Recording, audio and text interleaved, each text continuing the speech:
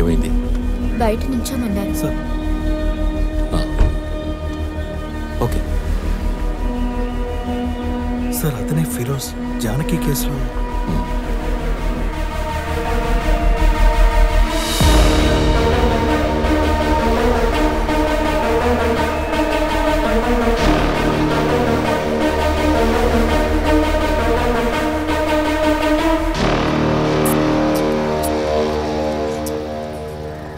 ఓ సాధారణ వ్యక్తి ఇక్కడికి వచ్చినప్పుడు మీరు వాళ్ళతో ఎలా నడుచుకుంటారో అందరికీ తెలుసు. కానీ మీలో ఒకరు మీ ముందుకు వచ్చి నించున్నా కూడా మీలో ఏ మార్పు ఉండదు కదా?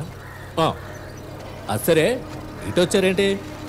లేదా మీరు సీసీటీవీ పని మీద వచ్చారా? కోర్టులో వాదించినట్టు కాదు ఇక్కడ, తెలుసు కదా. ఏంటి విషయం? Case number 233/2014 Sanjana Chaudhary versus state of Chhattisgarh. స్టేషన్కి కంప్లైంట్ ఇవ్వడానికి వచ్చిన ఒక అమ్మాయితో ఊరికే సరదాగా ఏదో అన్నందుకే ఛత్తీస్గఢ్ పోలీసుల్లో ఎంతో మంచి గుడ్ విల్ ఉన్న డివైఎస్పీ అంగూర్ వాడియార్ టోపీని బీరువాలో పెట్టి 8 నెలలు ఇంట్లో కూర్చున్నారు. CrPC 134, 135, IPC 367. స్టేషన్కి కంప్లైంట్ ఇవ్వడానికి వచ్చిన ఒక అమ్మాయిని మానసికంగా బెదిరించి బాధ్యతారహితంగా ప్రవర్తించినందుకు నాన్ కోఆపరేషన్ విత్ ప్లెయింటిఫ్. వీళ్లలో ఎవరైనా ఒకే ఒక కంప్లైంట్ నాకు రాసిచ్చారనుకో, నిన్ను 8 నెలలు కాదు 8 ఏళ్లు ఇంట్లోనే కూర్చోపెడతాను. చూస్తావా?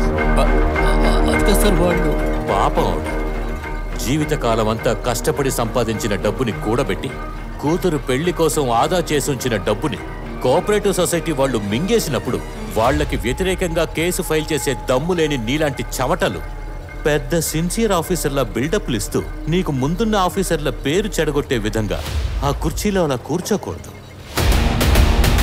అదేదో ఆమోదించబడని ఫినాన్స్ కంపెనీ కాదు, గవర్నమెంట్ చే ఆమోదించబడిన కోఆపరేటివ్ సొసైటీలో వేసిన డబ్బుని కోల్పోయారు.